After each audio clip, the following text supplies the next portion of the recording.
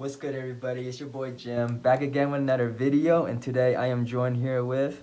Jack Parisi. What did you do and what did you play? Yeah, I got first place at the Card Exchange OTS Championship with Adventure Punk.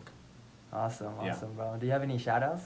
Yeah, shout out to my team Pentastag, all the guys on the team there. So Justin, Andrew, Evan, Juan Ray, Brian, Christopher, and Tina. Yeah, shout out to them. Awesome. Let's get into the list. Awesome. So yeah, I played a bunch of normal summons. So we have the 3 Sangan and the 1 Arborea. To go with the normal summons, we played the Carbonetton with the 1 target in deck, which is going to be the Galaxy Serpent. So I felt like 6 normal summons was a good amount. I know that some people just play different ratios. This is a 60 card list, and so my thought process was, if I see doubles of Sangan plus Carbonetton, this can just be pitched off of anything, so whether it's the adventure package or if it's discarding for Foxy Tune or anything like that. It still counts as an extender. It's not just dead card in hand. And so this came in clutch, summoning the level 2 tuner, being able to go into Barons at different points in time that my opponent might not be expecting. But yeah, so that's the normal summons. And then we play Classic, 3 E-Telly. Card is disgusting. So good. It's broken. Played 2 Xiamen, 3 Foxy Tune.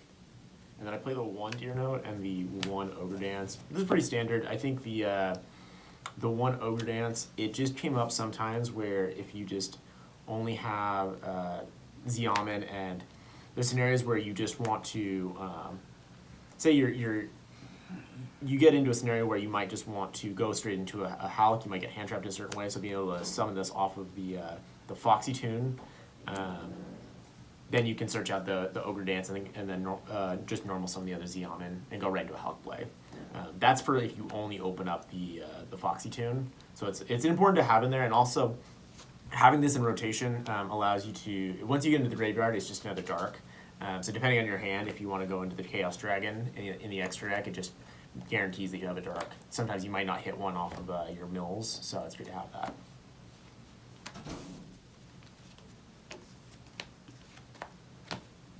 And then we got the other important part of the deck.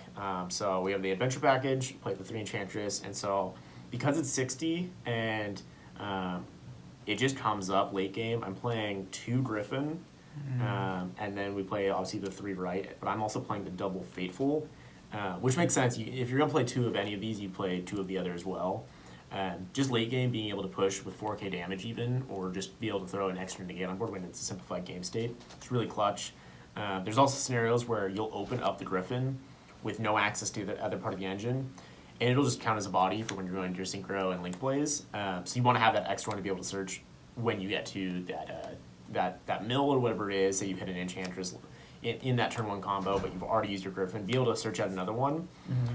It's super clutch because if you can get a token on board during your opponent's main phase, then you can just summon the other one that you searched out, even though you already went into the first one. So it comes up and it's great for pushing. And then obviously just the one of Draco back.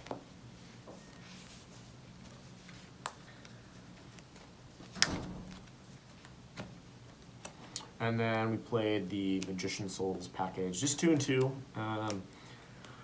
I think it's a super necessary card in the deck. I mean, being able to cycle out dead adventure cards, but also it just has so much utility, being able to go into Anima and other things like that. But honestly, like the best part is being able to go into like a Herald play throughout your Synchro combos. Having this level 1 with your level 3 tuners is really important to play around droplets and just other cards. Just having that extra body on board is really clutch. For sure. And then you can search the second illusion with the Herald as well. Right, so you go into it once and then you go into the Herald, and being able to have that follow-up, I mean, it's just a Souls, and if your hand is nothing, I mean, it's still an extra body, just be able to have follow-up.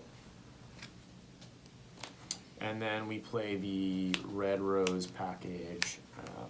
These cards are just disgusting. It's so much advantage. I mean, like, I think the fact that you can still, even when you brick with them, like the fact that you can still search certain copies from hand, or like you open the red rose, you can still summon off the Hulk from hand. I think that's just really, really good because it doesn't really feel like a full brick. And there's sometimes where you're just like normal summoning the Rocks Rose to search if your hand's really bad. But yeah, so this package is really good. And then some of the one-ofs, Fairy Tale Snow, we have Artifact Scythe, Jet Synchron. I think this deck can just keep being played as long as Hulk and Scythe are in the format. I mean, as degenerate as some of it is, like, it allows you to just keep playing this deck because, you know, what is Splight going to do? Sure, they can hand trap you, but like any other deck in like the previous format could have done that. So I think this staying in and Hulk being still alive allows the deck to still play in Power of the Elements format, which is pretty nice. Yeah. Snow was really clutch. I mean, this is the main thing you send off of the Shooting Riser. And then Jet is kind of your secondary to if you don't want to go into the Red Rose play. Or if you like start with Sangan and a Carboneton in your hand, you pitch the Carboneton with the Jet, and then it allows you to have an extra body and allows you to go into other plays. So all these were, I mean, incredible. So the hand traps, I'll just say I forgot a few cards. You know, shout out to Jim being able to meet. I forgot my playset of Ashes and Droplets. So there's three Ash, 3 Droplets, and then the other hand traps are 3 Veilers, 3 Ogres, 3 Gammas, Driver. And then we also play the 2 triple techs. Hand trap lineup, I mean, I think these were all really great. You really want to have enough cards to, when you don't hit an extender off your Chaos Dragon, have a hand trap to be able to add back. And so these two especially were phenomenal for that. There's some weird scenarios where just having like the level 1 tuner is also really important. Just being able to normal summon it, and I don't know. I mean, there's a variety of plays, but like there's hands where I just open up like Griffin plus hand traps. You just like summon Griffin, normal summon the tuner, either go into Hulk play or you can just go right into the Chaos Dragon and then you just unload your deck from there. And then the last 2 spells are the Call by the Grave and the Foolish. This card is so good, so clutch. And then Foolish, obviously, number of reasons. I think the main thing is obviously you can send Enchantress, but having Carboneton in the deck, it just makes this card live to play through that as well. So just, I think overall the Carboneton was the best addition. I wasn't playing it for a while. I was trying out like Plague Spreader and other normal summons, but just the fact that it allows you to extend, it doesn't feel like a Sangan brick in your hand. I think there's scenarios where you get too many Sangans or you open too many, especially in like 40 card lists, that I didn't feel that with the Carboneton. It just felt like it was a lot easier to play through boards when I had that extra extension. I felt like my discards were more powerful. Okay, gotcha.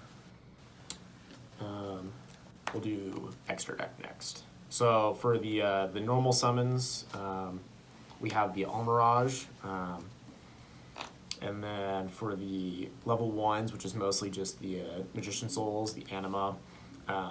This came up, I mean, it comes up so often where people are just not playing around it. I mean, it's just kind of unfair that, like, you summon Souls, get a bunch of draws off of it, and then in some scenarios force out a negate, or, you know, a lot of times people will even waste, like, hand traps on the Souls, so it's like, you can get, like, maybe two for 1 out of it. Doesn't come up all the time, but the fact that it's an option is really strong.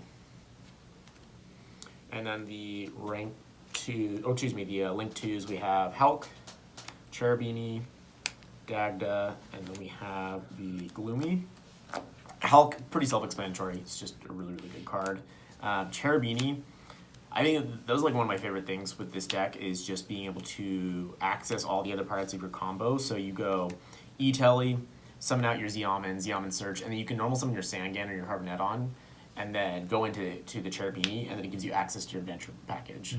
I think that's really strong. There's also like weird plays where I have the side 1 token collector, where if you start with it, you have like a way to use the token collector effect on your turn when you summon your adventure token, but then it like stops your opponent from nibbing during your combo. So wow. It comes up if you see the token collector. But otherwise, this is just a great way to gain access to the adventure package and get that cycle going. And then we have the Dagda. I mean, like I said, as long as this card or Scythe just exist in the format. I mean, this deck is able to just kind of do whatever. I know a lot of people are going for like the hot red Calamity, shut off your opponent's turn. I think that's a good option too, especially with like the pure punk build. That I think while this card exists, I mean, there's no reason not to play it. And then Gloomy, I kind of was wanting to have. I couldn't decide. With the space I had in the extra deck, I had to pick between Gloomy or the Light Charmer. And I felt like the Light Charmer came up more often than Gloomy did. But it was still really good in certain scenarios. There was a moment like round 5, I was against Eldritch Dragoon, and I outed the Dragoon and then was able to summon it off of Gloomy. Yeah. And I forced a tie, essentially, where I was able to win back game 2, and then we just went into time. But in that scenario, was like there was not really a good way to push through other than going into this and taking the Dragoon. Right. So that was pretty clutch. Yeah.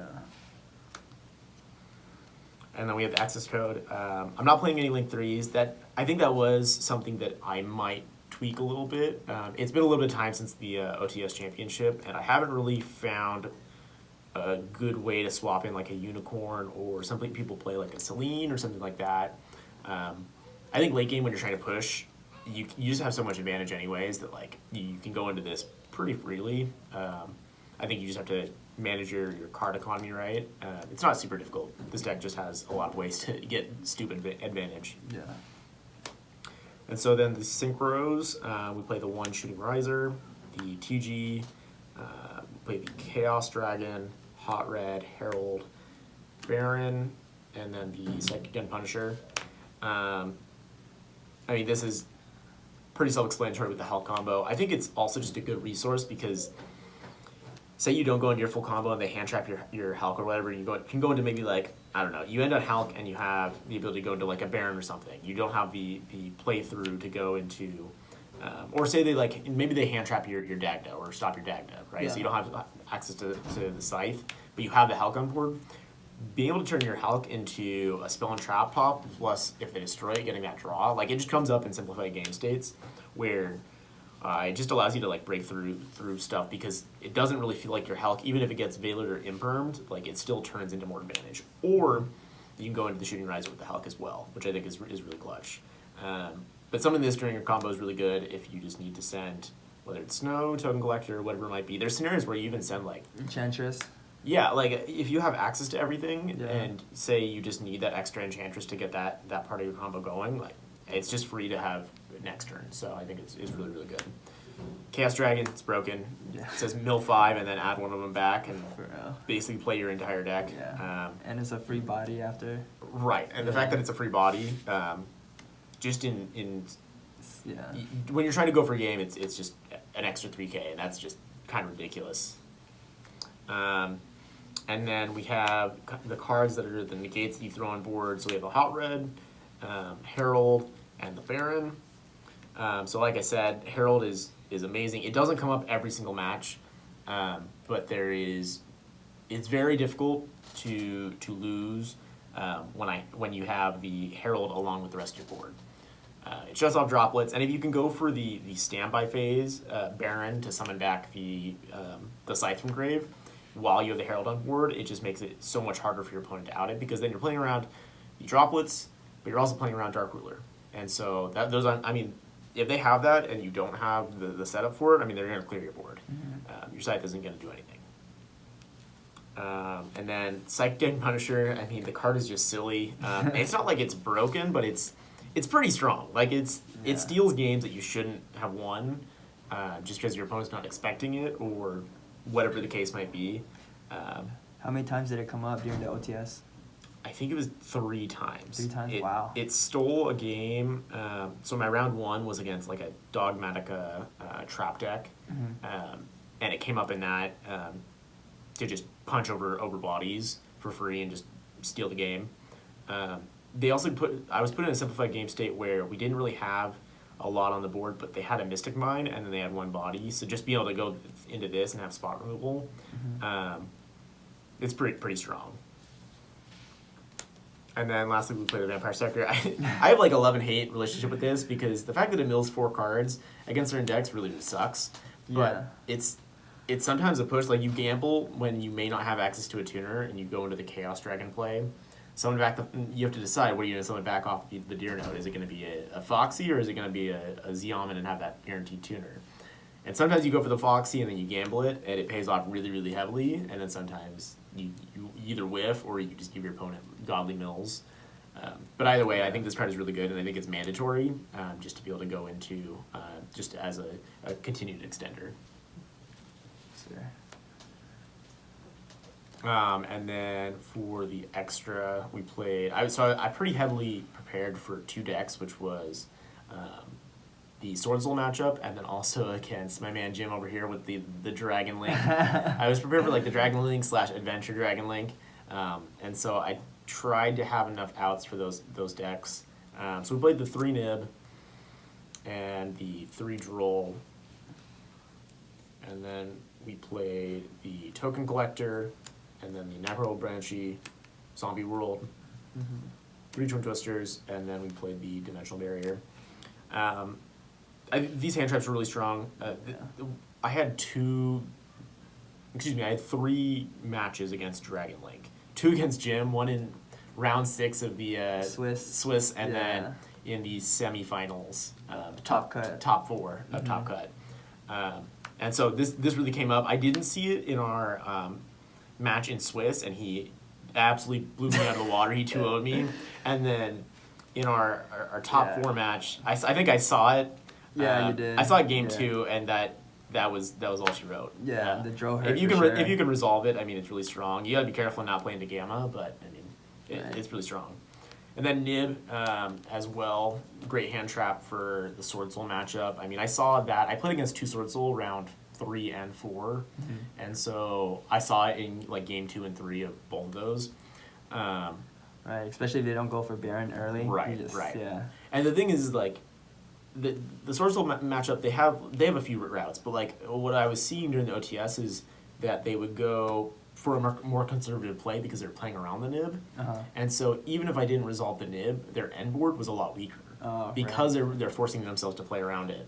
Yeah. And so it still felt relevant because if they ever tried to gamble it, like I could punish them. Yeah. But the deck plays through their weaker boards where they just don't like a Chi Shao with some back row.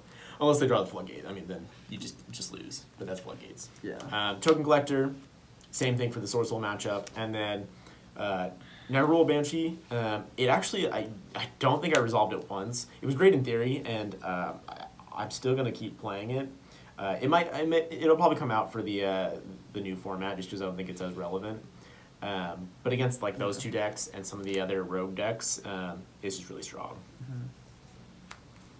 And then Twin Twisters, just gotta have back row removal. I don't main any. I think the only thing is the Draco back, and so it's good just to slide these in and just have them as extra. I didn't really face many back row decks. Like I said, I faced the Dragoon Eldritch, and then I faced the Dogmatica deck round 1. Right. And so there was some back row there, but it wasn't like super relevant, but it's just it's kind of something that you have to have, whether it's this or Cosmics or Lightning Storm or something like that. Gotcha. But you felt like those were enough. Yeah, definitely. I think at one point I had double Twin Twister, double Cosmic, and I think I swapped it around just to go for the Twisters. And then D-Barrier. Again, like I was really heavily prepared for the Sword Soul matchup. But it's really good against like a variety of decks. I think it just shuts down turns. I mean, unless the Despia player has Super Poly, I mean, it pretty much shuts them out of the game as well. And even then, they have to be like in certain scenarios to be able to do anything. If you just chain this to one of their first actions, it usually just resolves and then the game's over. Sure. All right. Thank you, Jack, for the deck profile. That was dope. Congrats again on winning the OTS. And for everybody out there watching, be sure to like, comment, subscribe. I'll see you in the next one. Thank you. Thanks. Peace.